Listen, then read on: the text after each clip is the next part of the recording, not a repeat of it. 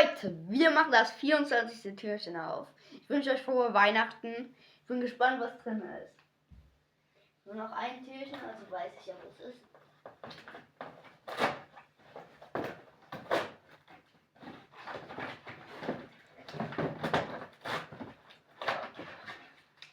Aha. Dubai-Schokolade, glaube ich. Ja.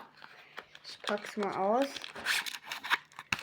Ja, es ist auch Gold verpackt, also wie in meinen anderen Videos. Habe ich ja auch schon Dubai-Schokolade probiert.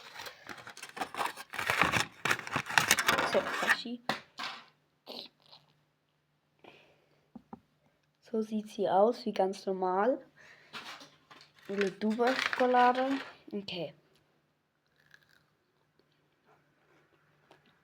Schmeckt saugeil.